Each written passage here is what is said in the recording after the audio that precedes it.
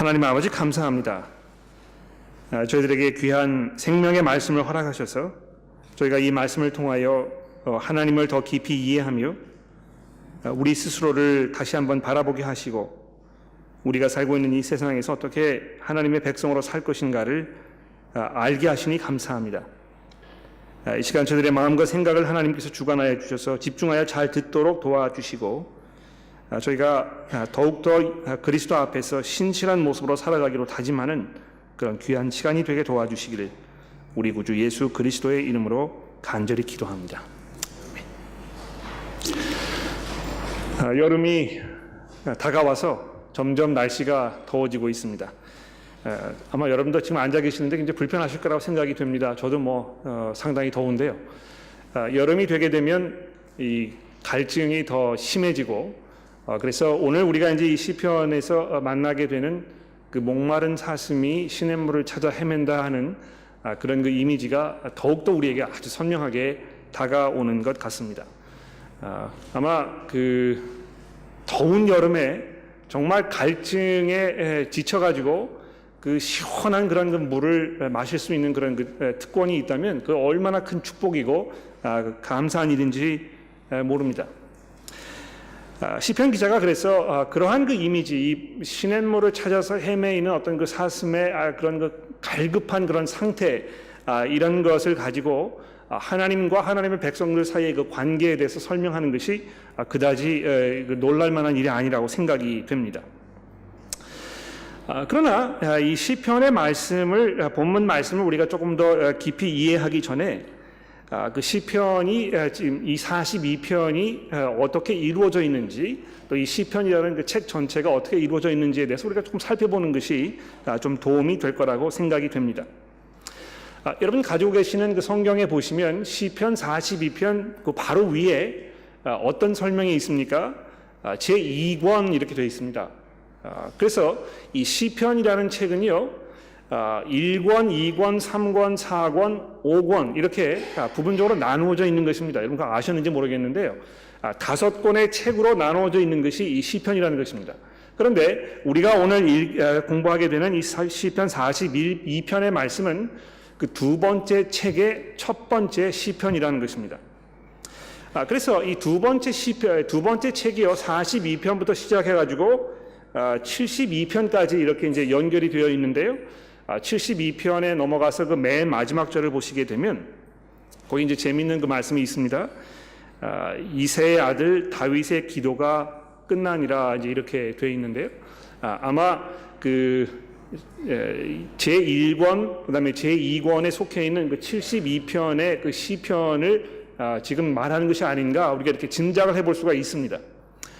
근데 이제 그 한 가지 재미있는 사실은 72편 넘어가도 계속해서 다윗의 어떤 그 시편이 등장하는 것을 보았을 때 이 72장 20절에 다윗의 기도가 끝났다 하는 이 내용이 무엇인지 우리가 조금 더 깊이 생각해 볼 필요가 있을 것입니다.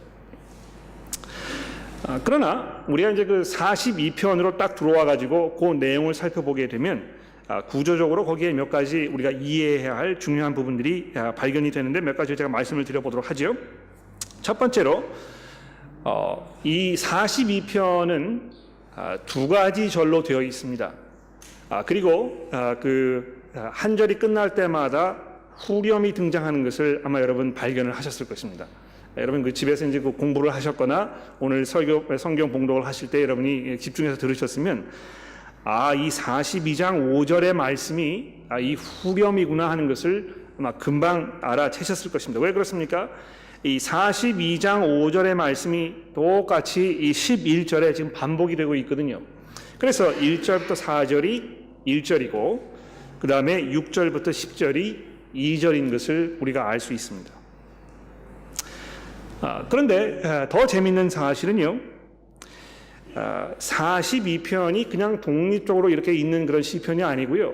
여러분 43장으로 넘어가시게 되면 43장 5절에도 역시 똑같은 후렴이 등장하는 것을 볼 수 있습니다. 그래서 이 43장은 아마 3절이 아닌가 이렇게 우리가 짐작을 해볼 수 있는 것입니다. 이것이 동떨어진 시편이 아니고 하나로 묶어져 있는 시편이라는 것을 우리가 알 수 있다는 것이죠.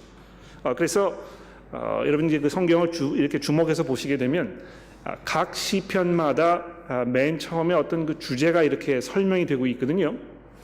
그런데 이 43편만은 유독이 앞에 제목이 달려 있지 않습니다. 그래서 그런 거를 종합해 보았을 때 이것이 한 가지 시편이구나 하는 것을 우리가 확인해 보게 되는 것입니다. 자, 그것을 배경으로 해서 이 시편의 내용을 조금 더 깊이 한번 살펴보도록 합시다. 몇 가지 그 시편 기자에 대해서 이제 우리가 알 수 있는 사실들을 확인해 볼 수 있겠는데요. 그 맨 처음에 보시면 고라의 자손들의 시편이라는 그런 그 설명이 달려 있습니다. 그래서 이 시편 기자가 그 고라의 자손이라 하는 것을 이제 우리가 알 수 있겠는데요. 이 고라의 자손이라는 것은 아마 그 역대상에 등장하는 그 부분, 거기에 등장하는 사람들을 설명하는 것이라고 많은 신학자들이 이해하고 있습니다. 거기 보시게 되면 예루살렘 성전에서 하나님께 이제 그 제사를 드릴 때 그 제사 의식에서 그 음악을 감당했던 그런 사람들이 있었는데 그 사람들이 이 고라의 자손이라 이렇게 설명하고 있는 것입니다. 근데 이 고라라는 사람은요, 그냥 일반 백성이 아니었고 레위 지파의 사람이었습니다. 그래서 아마 이 제사장 역할을 하고 있던 사람이었던 것 같습니다. 그래서 오늘 이 시편만도 보시게 되면 그런 부분이 아주 분명하게 나타나는 것을 우리가 볼 수 있지요. 어떤 부분입니까? 가령 예를 들어서 몇 절입니까? 죄송합니다. 그 42편 4절 말씀해 보시게 되면 내가 전에 성의를 지키는 무리와 동행하여 기쁨과 감사의 소리를 내며 그들을 하나님의 집으로 인도하였더니, 자, 이렇게 자기의 그 과거의 일을 회상하고 있는 것을 우리가 볼 수 있습니다. 어떤 것입니까? 이 하나님의 백성들 앞에서 그들을 인도하면서 하나님의 집인 그 성전으로 데리고 들어가면서 거기에서 이 감사함과 기쁨과 감사의 아마 찬송을 불렀던 그런 역할을 했던 사람이었던 것이 분명한 것입니다. 그래서 이 사람이 어떤 그 영적 리더십을 발휘했던 사람임에 분명하고, 또 제사장 중에 한 명이었던 것을 우리 짐작할 수 있고, 정말 그 하나님의 그 전에서 하나님을 그 섬기는 그런 그 행위에 참여했던 것을 정말 기쁘고 감사하게 생각했던 그런 사람이었던 것이 분명한 것입니다. 그러나 이 시편이 지금 전개되고 있는 그 내용을 우리가 잘 살펴보게 되면 그것은 이제 옛날의 일이었고, 그가 지금 처한 이 상황이 얼마나 절박하고 그 절박한 상황으로 인해서 이 사람이 지금 얼마나 의기소침해 있고 마음이 아프고 어려운 상황 속에 있는지 이것을 우리가 확인해 볼 수 있습니다. 이 사슴이 시냇물을 찾기에 갈급함같이 내 영혼이 주를 찾기에 갈급하나이다 하는 걸 보게 되면 뭘 말하는 것입니까? 지금 하나님과 어떤 그 깊은 교제 속에 있지 않은 것을 말하는 것입니다. 예전에는 정말 기쁨으로 감사로 이 하나님의 백성들을 하나님의 전으로 데리고 들어가면서 거기서 찬송과 기쁨의 소리를 냈던 이 사람이지만 지금은 그럴 수가 없는 상태에 있다는 것입니다. 오히려 하나님을 찾기에 정말 갈급하고 하나님을 예배할 수 없는 그런 상황 속에 놓여 있는 것이 분명한 것입니다. 좀 더 내려가 보시면 3절 말씀에 왜 이 사람이 지금 그런 상황 속에 있는지 조금 더 보충 설명이 되고 있습니다. 사람들이 종일 내게 하는 말이 내 하나님이 어디 있느냐 하오니 내 눈물이 쥐하로 내 음식이 되었도다. 그렇습니다. 이 하나님의 전에 있는 것이 아니고 하나님을 믿지 않는 사람들 사이에 지금 둘러싸여 있어가지고 그 사람들로부터 끊임없는 어떤 그 비난과 공격을 받고 있는 그런 상황이라는 것입니다. 그 상황이 얼마나 고통스럽고 어려웠는지 어떻게 이야기하고 있습니까? 눈물이 쥐하로 내 음식이 되었다. 이 얼마나 처절한 상황인지 우리가 알 수 있습니다. 또 2장 그 6절에 내려가 보시면 이렇게 고백합니다. 내 하나님이여 내 영혼이 내 속에서 낙심되므로 내가 요단강과 헤르몬과 미사엘산에서 주를 기억하나이다. 여기 이제 그 요단강이라 이렇게 되어 있는데 그 히브리어 원문에 보게 되면 요단강 저편 땅이라 이렇게 되어 있습니다. 그래서 아마 요단강 그 동쪽 편에 있던 그 땅, 즉 다시 말해서 이스라엘 백성들이 살고 있는 그 요단강 서편에 있는 그 땅을 말하는 것이 아니고 그 반대편에 있는 쪽을 지금 이야기하는 것인데, 재미있는 사실은요, 다윗이 자기의 목숨을 찾던 사람들의 그 쫓김을 당해가지고 어디로 도망갔습니까? 요단강을 건너서 그 반대편으로 넘어간 것입니다. 또 여기 그 헤르몬 산이라 이렇게 되어 있는데, 이 헤르몬 산은 이제 팔레스타인 지방에서 가장 높은 그 산 중에 하나였습니다. 특히 이제 여기 그 신전이라, 이 헤르몬이라는 단어는 이제 그 신전이라는 의미를 가지고 있는데요. 기존에 그 가나안 땅에 살고 있던 사람들이 이 헤르몬이라는 산에 모여서 자신들의 신들을 예배했던 그러한 곳이라는 것입니다.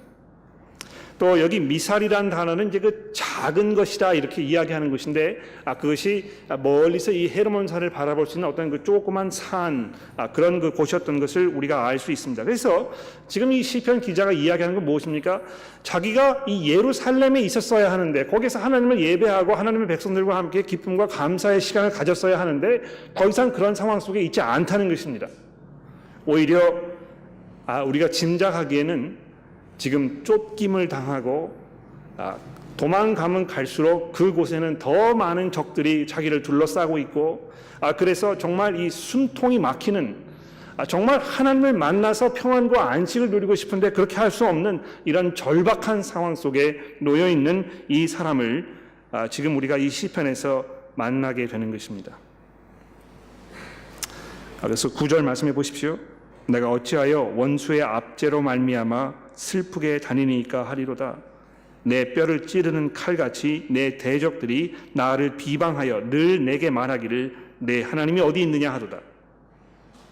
또 43장으로 넘어가서 2절에 보시면 내가 어찌하여 원수의 억압으로 말미암아 슬프게 다니니까.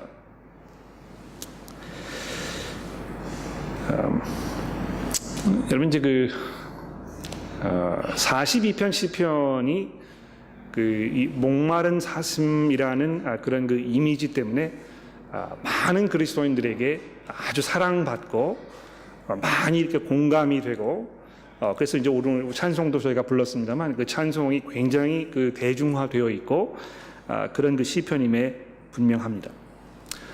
그런데 이 시편의 내용을 우리가 조금 더 깊이 들어가서 지금 벌어지고 있는 이 상황을 이렇게 살펴보게 되면, 이것은 그냥 일반적으로 어떤 그냥 낙심되는, 이제 뭐 현대 사회에는 그 우울증이라든지 또 삶 속에서 어떤 잘 일이 해결되지 않았기 때문에 느끼는 그런 어려움 속에서 하나님을 향한 그 갈급함이라든지 이런 것을 이제 여기 다 이렇게 집약시켜서 이 시편 42편의 그 첫 구절을 이렇게 우리가 생각하는 경우가 상당히 많습니다. 그런데 시편 42편의 그 말씀은 그러한 내용은 아닙니다. 오히려 이 42편은 하나님을 예배해야 하는 이 사람이 지금 그런 자리에 있지 아니하고 쫓겨 다니면서 사람들의 공격을 받고 거기서 신음하고 정말 안타까움 속에서 이 절망 가운데 놓여 있는 그런 상황, 이런 상황을 지금 대변하는 그런 시편이라는 것입니다. 그런데 그런 상황 속에 놓여 있는 이 시편 기자가 또 어떤 것을 우리에게 말씀하고 있습니까? 여기에서 그의 그 믿음을 우리가 보게 되는 것입니다. 그가 그렇게 절망적이고 절박한 상황 속에 놓여 있습니다만, 그는 계속해서 하나님을 고백하고 있는 것을 볼 수 있습니다. 42장 2절 말씀해 보십시오. 내 영혼이 하나님 곧 살아계시는 하나님을 갈망하나니. 자기가 그런 어려운 상황 속에서 정말 내 하나님이 어디 있느냐, 이런 그 끊임없는 도전과 이 공격을 받고 있는 상황 속에서 그냥 나도 모르겠다, 이제 포기해버려야 되겠다, 이런 생각을 얼마든지 할 수 있었을 것입니다. 실제로 우리가 우리의 삶을 돌아보면 하나님이 어디 계시는지 우리가 대답하기 곤란한 그런 상황들이 많이 벌어지지 않습니까? 너 하나님 믿는다면서 하나님은 어디 있어? 왜 그 하나님께서 지금 너에게 나타나셔가지고 지금 내 상황을 해결해 주지 않는지 한번 설명해 봐. 이런 이야기를 많이 듣는다는 것입니다. 하나님을 믿는데도 불구하고 세상 사람들의 눈에는 잘 나가는 것 같이 보이지 않고 일이 풀리지 않는 것처럼 보이고 이런 상황들이 많았을 때 우리도 마음속에 하나님을 원망하게 되고 하나님께 그 믿음이 점점 소멸되어 가는 것 같고 이런 경험들을 많이 하게 된다는 것입니다. 그러나 그러한 상황 속에서도 시편 기자는 하나님을 고백하고 있습니다.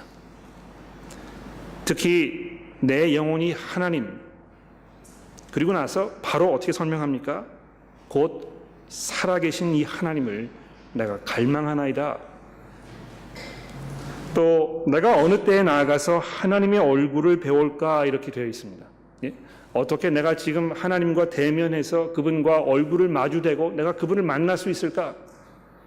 이것을 간절하게 열망하고 소망하고 있다는 것입니다. 그래서 그는 그러한 그 절박한 상황 속에서 원망이나 그런 그 원한이나 이런 것을 품지 아니하고 오히려 42장 5절 말씀해 보십시오. 내 영혼아 내가 어찌하여 낙심하며 어찌하여 내 속에서 불안해하는가? 너는 하나님께 소망을 두라. 그가 나타나 도우심으로 말미암아 내가 여전히 찬송하리로다. 이렇게 자기 자신을 격려하고 있는 것입니다.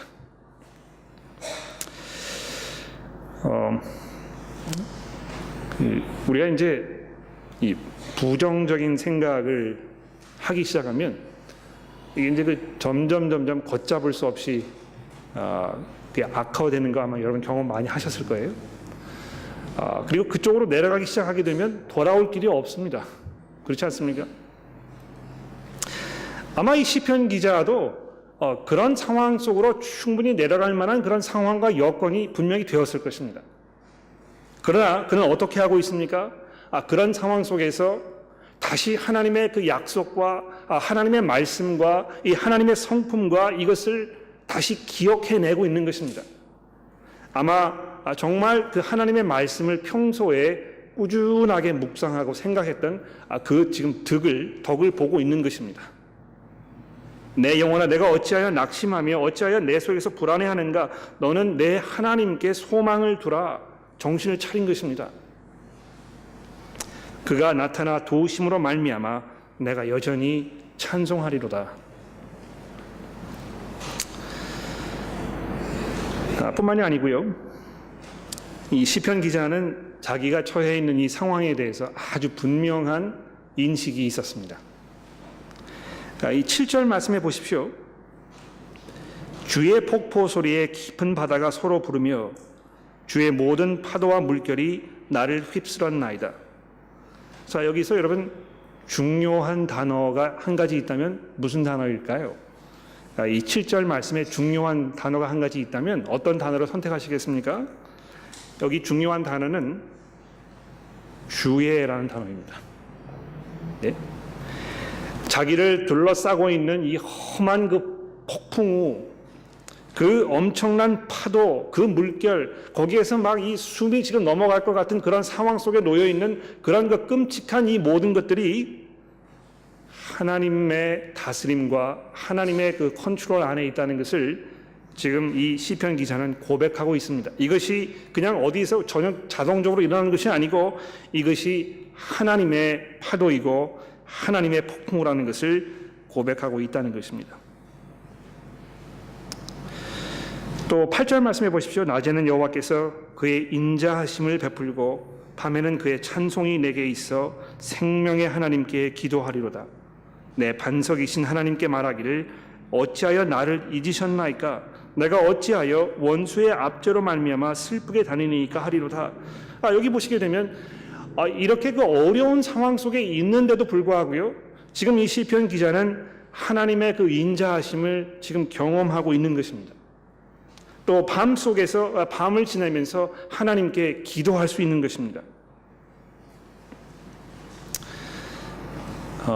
얼마든지 신앙을 포기하고 하나님을 원망하고 등을 돌리고 모르겠다 내 멋대로 살아보자 이런 방향으로 갈 수 있었는데도 불구하고 그렇지 아니하고 오히려 하나님을 향한 자기의 믿음이 더 단단해지고 견고해지는 그러한 모습을 볼 수 있게 되는 것입니다. 자, 그런데 여러분 여기 보십시오.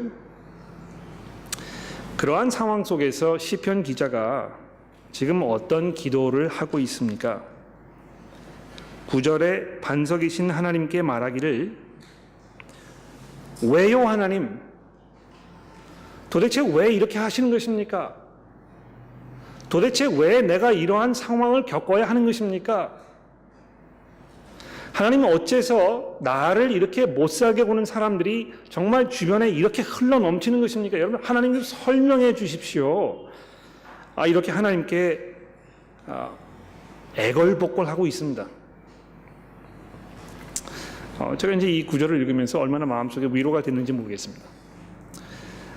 여러분 그 기도를 하실 때요, 이 하나님께 이렇게 기도하면 이거 좀 너무 무례한 행위가 아닌가, 그냥 뭐 참고 인내하고 슬퍼도 감사하다고 그러고 또 어려운 상황 속에서도 그렇지 않은 것처럼 이렇게 그 행세를 하고 그래야 이것이 정말 그 믿음의 사람이 아닌가, 이런 생각을 우리가 쉽게 할 수 있을 텐데요.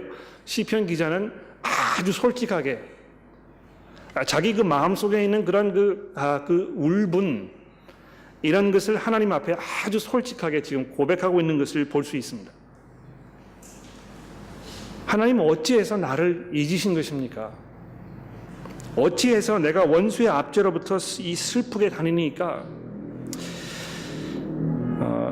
어떤 면에서 이것은 답을 모르기 때문에 설명해 달라고 이렇게 하나님께 물어보는 것이기보다는 이 시편 기자 마음속에 깊이 자리하고 있는 그 한탄의 고백인 것 같습니다. 여러분 그 기억나시죠? 예수님께서 십자가 위에 달려 돌아가셨을 때 시편 22편의 말씀을 인용하시고 계십니다. 나의 하나님, 나의 하나님, 어찌하여 나를 버리셨나이까? 예수님께서 그 대답을 모르시기 때문에 그렇게 고백하신 것입니까? 그렇지 않습니다. 이 복음서를 우리가 쭉 읽어보게 되면 예수님께서는 지금 왜 예루살렘으로 올라가셨는지, 예루살렘에 올라가서 무슨 일을 당하게 될 것인지, 그 후에 무슨 일이 있을 것인지에 대해서 제자들에게 여러 번 말씀하셨고, 이것이 하나님의 그 뜻과 계획대로 지금 진행되고 있는 사실이라는 것에 대해서 아주 분명한 이해를 가지고 계셨지 않습니까? 그런데 그런 상황 속에서 나의 하나님 왜 나를 버리셨나이까 이렇게 고백하는 것이 예수님 지금 정신이 오락가락 하시는 것인가? 지금 뭐 이 마음이 약해지신 것인가? 이런 염려를 우리가 할 수 있을지 모릅니다. 그러나 그렇지 않습니다. 이것은 지금 하나님께로부터 버림을 받은 그 상태에 있는 그 고통스러움을 이런 그 한탄으로 지금 표현하는 그런 내용이라는 것입니다. 이 시편 기자도 어찌해서 나를 잊으셨나이까 하는 그 질문이 지금 자기가 하나님께로부터 멀리 떨어져 있는 그 상황에 대한 그 안타까움을 지금 소소하고 있는 그런 고백이라는 것입니다. 그래서 여러분 기도하실 때 하나님 앞에 여러분의 그 안타까움과 여러분의 그 절망스러움과 여러분의 그 속상함과 이런 것을 허심탄회하게 숨기지 마시고 얼마든지 내려놓으실 수 있을 거라고 생각합니다. 자, 이렇게 해서 시편 42편의 내용을 이제 저희가 살펴보았습니다. 아마 이제 여기서 그냥 설교를 끝나도 충분하지 않을까, 이런 생각을 우리가 할 수 있습니다만 그렇지 않습니다. 왜 그렇습니까?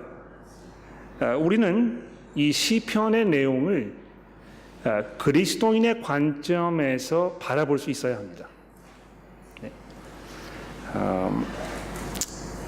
이 시편에 있는 여러 가지 내용을 우리가 읽어보았을 때 우리가 쉽게 이렇게 동질화되는 그런 부분이 있는가 하면 우리와는 전혀 동떨어진, 우리와 전혀 상관이 없는 그러한 부분들도 분명히 있거든요. 가령 예를 들어서 지금 이 사람은 하나님을 만나기 위해서 예루살렘에 올라가서 하나님의 성전에 들어가야 하는, 거기에서 어떤 그 특별한 이 형식을 따라서 예배를 드려야 하는 그러한 구약시대의 사람이었다는 것입니다. 그러나 예수 그리스도께서 이 땅에 오심으로 인해서 우리가 하나님을 만나고 예배하는 방법의 형태에서 아주 근본적인 변화가 일어났다는 것을 여러분 잘 이해하고 계실 것입니다. 그래서 그냥 이 시편에 있는 내용이 그저 우리에게 다 전달되느냐 하면 그렇지 않다는 것이죠. 그리스도인으로서 이 부분을 우리가 바라볼 수 있는 그런 그 시점이, 그 시각이 있어야 하겠습니다. 자, 그래서 그 주보 오른편에 보시면 이 그리스도인의 관점으로 바라본 시편의 말씀 제가 이제 이렇게 적어 드렸는데, 거기서 몇 가지를 말씀을 드리면서 정리를 해 보도록 하겠습니다. 시편 기자가 겪고 있는 그 하나님에 대한 경험이 우리가 하나님을 향해서 겪고 있는 경험과 아주 유사한 점들이 많습니다. 어떤 면에서 그렇습니까? 여러분과 저는 이미 예수 그리스도의 복음을 통해서 하나님의 보좌 우편에 앉아 있는 사람들입니다. 그렇죠? 이미 그 복음이 여러분과 저에게 그것을 약속해 주고 있다는 것입니다. 우리가 더 이상 하나님의 얼굴을 뵙기 위해서 어디를 가야 하거나 어떤 특정한 무슨 그 의식을 거쳐야 하거나 그렇지 않다는 것입니다. 이미 여러분과 제가 어느 곳에서든지 우리 마음대로 하나님을 만날 수 있고 하나님께 기도할 수 있고 하나님을 예배할 수 있는 그런 상황 속에 지금 우리가 있는 것입니다. 왜 그렇습니까? 우리가 이미 하나님의 보좌 우편에 그리스도와 함께 앉히심을 받았기 때문에 그런 것입니다. 이것이 복음의 실체입니다. 그렇죠? 그러나 오늘 우리가 아침에 읽은 그 요한복음의 말씀을 통해서 우리가 다시 한번 확인해 보았듯이 예수님께서 지금 우리를 떠나셔서 하나님 나라에 가 계시기 때문에 우리가 그분을 지금 육체적으로 만나고 있는 상태가 아니라는 것입니다. 우리가 이 땅에서 살고 있는 이 동안에는 하나님께로부터 멀어져 있는 것입니다. 그렇죠? 그래서 예수님도 말씀하시기를 내가 가는 곳에 아직 너희는 올 수 없다 이렇게 얘기하셨단 말입니다. 그러나 내가 가서 너희 처소를 예비하면 내가 다시 올 것이라 이렇게 얘기했단 말이죠. 뭘 말하는 것입니까? 예수님께서 지금 이 온 세상의 주인이시고 우리가 그분과 함께 하나님 보좌 우편에 앉아 있는 것이 사실입니다만 동시에 하나님과 우리 사이에 지금 어떤 일정한 그 간격이 있다는 사실을 우리가 이해할 수밖에 없다는 것입니다. 그래서 복음은 우리에게 무엇을 약속하고 있습니까? 이미 우리가 하나님의 보좌 우편에 앉아 있지만 이제 앞으로 그리스도께서 돌아오셔서 우리를 하나님 나라로 인도하실 것이라고, 그 미리 예비해 놓으신 그 나라로 우리를 들여보내실 것이라고 이렇게 약속하고 있다는 것입니다. 이것이 여러분과 제가 지금 겪고 있는 이 하나님에 대한 우리의 경험입니다. 이 시편 기자가 겪고 있는 것과 그렇게 별반 다르지 않습니다. 분명 그 마음속에 하나님을 향한 열망이 있고 하나님과 이 깊은 교제 가운데 있는 것이 사실입니다만 그가 지금 하나님과 함께 있지 않은 것입니다. 오히려 하나님의 그 원수들 사이에 둘러싸여 있어서 거기에서 신음하고 고통을 당하고 있는 그런 상황을 우리가 보게 된다는 것이죠. 그런 면에서 시편 기자와 우리의 이 세상을 살아가는 경험도 유사한 점들이 많이 있습니다. 마치 시편 기자가 하나님을 대적하는 사람들의 그 사이에 둘러싸여 가지고 거기에서 신음하면서 절망 가운데 놓여 있었던 것처럼 여러분과 저도 지금 그런 세상 속에 살고 있다는 것입니다. 아직 이 땅에 하나님의 나라가 이미 시작되었지만 완성되지 않아서 우리는 이 세상에서 하나님을 원수처럼 생각하고 하나님께 반역하고 하나님께 등을 져서 반대 방향으로 살고 있는 그 사람들 사이에 묻혀 지금 살고 있다는 것입니다. 그것이 얼마나 고통스럽고 얼마나 우리에게 큰 짐을 가져다 주고 그것이 얼마나 우리를 절망 속으로 밀어넣는지 모르는 것입니다. 어떤 면에서 이것은 우리가 지지난주까지 살펴본 그 전도서의 말씀의 이제 연장선이라고 이야기할 수 있겠는데요. 여러분, 우리가 살고 있는 이 세상의 경험을 지금 생각해 보면 이것이 얼마나 고통스럽고 절망스러운 것인지 우리가 살펴볼 수 있습니다.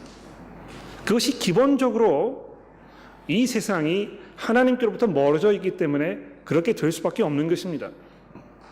또 하나님께부터 멀어져 있기 때문에 우리는 이 세상에서 그 대가를 톡톡히 치르고 있는 것입니다. 관계가 망가지고 거기에서 서로 상처를 입고 이렇게 하는 것이 없었으면 얼마나 좋겠습니까? 그러나 우리가 모두 죄인이고, 그래서 우리가 원든 원치 않든 서로를 대할 때 완벽한 모습으로 대할 수 없고, 그래서 거기에서 상처가 분명히 있게 되는 것입니다. 또 우리가 이 세상에 살고 있기 때문에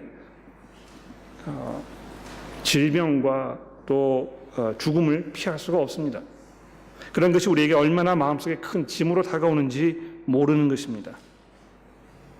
더 나아가서 이 세상 사람들이 얼마나 이 그리스도인들을 향해서 공격적인 마음을 가지고 있고 그리스도인들을 혐오하고 하나님을 비방하는지 모릅니다. 여러분, 우리가 이 세상에 살고 있으면서 절망을 느끼지 않으신다면, 정말 그 마음속에 큰 짐과 고통이 있지 않다면 우리는 그 하나님이라는 분을 정말 잘 이해하고 있는 것인가? 지금 돌아볼 필요가 있습니다. 그래서 사도 바울도 그렇게 이야기하지 않았습니까? 내가 이 땅에서 사는 것보다 여길 떠나서 하나님께로 가는 것이 내게 훨씬 더 좋은 것이다. 또 여러분과 저도 항상 기도할 때 뭐라고 기도합니까?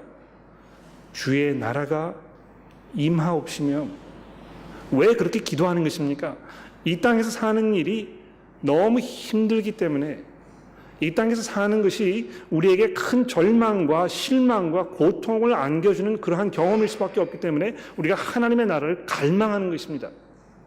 더 이상 눈물도 없고 슬픔도 없고 죽음도 없고 질병도 없는 그곳에서 우리가 영원한 하나님의 그 영광을 찬송하는 그 자리에 가고 싶어하는 것이 우리 그리스도인들의 간절한 열망일 것입니다. 그리고 그것이 이 하나님을 향한 그 목마름이라는 것이죠.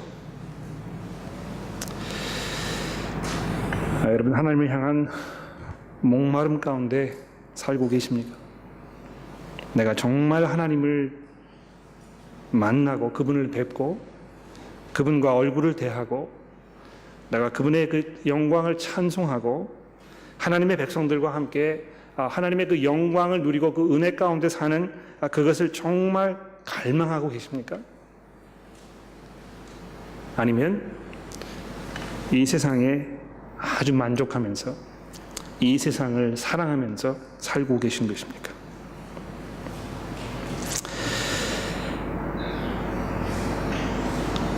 시편 기자는 오늘 본문 말씀 시편 맨 마지막을 하나님께서 나의 구원이시라고 이렇게 고백하면서 시편을 마치고 있습니다.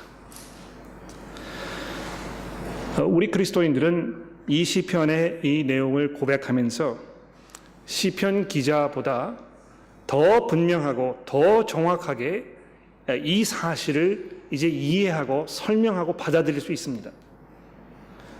나의 구원이신 그 여호와께서 어떻게 하신 것입니까? 그 구원의 복음으로 예수 그리스도 안에서 여러분과 저를 만나셔서 우리가 그 구원에 동참하도록, 그 구원이 우리에게 현실이 되도록 지금 은혜를 베푸셨다는 것입니다. 그래서 사도 바울은 에베소 1장 13절에서 여러분과 제가 이 구원의 복음을 듣고 그 안에서 또한 믿어 성령의 인치심으로 우리가 하나님의 그 유업을 기업으로 받는 그 자리에 나가게 되었다고 지금 말씀하고 있지 않습니까? 여러분, 이것이 얼마나 놀라운 축복이고 얼마나 놀라운 변화이고 시편 기자는 전혀 경험해 보지 못했던 이 새로운 그 하나님의 복음의 능력인지 여러분 한번 생각해 보십시오. 시편 기자는요, 지금 그 헤르몬 산에서 요단강 건너편에서 이 미살이라는 그 산에서 하나님을 찾기 위해서 갈급하고 목말라 했던 그러한 그 절박한 상황 속에 놓여 있었습니다. 수고하고 목마른 자들아 다 내게로 오라. 내가 너에게 쉼을 줄 것이라. 목마른 자들아 내게로 오라. 나의 음성을 듣는 너희들이 너희 속에서 이 생수의 강이 흘러 넘쳐날 것이라고 예수님 약속하고 계시지 않습니까? 그리고 요한이 아주 친절하게 이 생수의 강 뭘 말하는 것이라고 얘기했습니까? 성령이라고 말씀하고 있습니다. 여러분, 성령께서 예수 그리스도의 십자가의 죽으심과 부활하심 후에 그분께서 하늘로 승천하셔서 육체적으로 우리 가운데 있지 않으신 그 후에 우리에게 선물로 주신 하나님의 은혜입니다. 보혜사 성령이라는 것입니다. 이제 하나님께서 어디 다른 데 계시지 아니하고 또 그 하나님을 만나기 위해서 우리가 어떤 여정을 가야 하는, 어떤 순례의 길을 떠나야 하는 그러한 입장에 있는 사람들이 아니라는 것입니다. 여러분, 성지 순례를 많이 이렇게 하시는 것 제가 알고 있습니다. 성지 순례를 하면 대부분 이제 그 이스라엘 땅에 가서 뭐 이 예루살렘도 가보시고 나사렛도 가보시고 요단강도 가보시고 이렇게 하면서 예수님의 그 사셨던 그 행적 이거 이제 밟아가시는 그런 그 모습을 한다는 것이죠. 어떤 면에서 그 팔레스타인 그 땅이 성지임에 분명합니다. 왜 그러냐면 거기 예수님께서 살고 계셨었기 때문에. 그러나 더 이상 하나님 거기 계시지 않습니다. 예? 예루살렘에 가서 거기에 있는다고 해서 우리가 더 하나님과 가까이 가게 되는 것입니까? 그렇지 않습니다. 더 이상 거기에는 하나님의 집이 서 있지 않습니다. 하나님께서 말씀하셨던 그 성지라는 것은요, 지금 우리가 알고 있는 예루살렘의 그 유대 땅에 있는 그 예루살렘을 말하는 것이 아니고 하늘로부터 내려오는 새 하늘과 새 땅의 그 예루살렘을 말하는 것입니다. 그런데 놀라운 사실은 무엇입니까? 그 예루살렘이 어떤 곳이라고 이 요한계시록 이야기하고 있냐면 하나님의 백성들이라고 얘기하고 있는 것입니다. 즉 다시 말해서 성령께서 그 가운데 풍성하게 임하고 계시는 이 하나님의 백성들, 하나님의 이 그 아들이신 예수 그리스도의 이 아름다운 신부로 단장해서 지금 그 그리스도 앞으로 인도되고 있는 여러분과 제가 이 새 예루살렘이라는 것입니다. 바로 여러분과 저희 가운데 하나님께서 지금 거하고 계신다는 것입니다. 얼마나 이것이 놀라운 은혜이고 이 세상에서 고통과 절망과 슬픔과 눈물 속에 살고 있는 여러분과 저에게 큰 마음속에 위로와 격려가 되는 하나님의 약속인지 모릅니다. 부활하신 그리스도께서 그의 성령으로 우리 가운데 넘치도록 부어주셔서 우리가 그리스도를 소망하며 그 가운데서 확신 가운데 살아가고 있는 것입니다. 기도하겠습니다.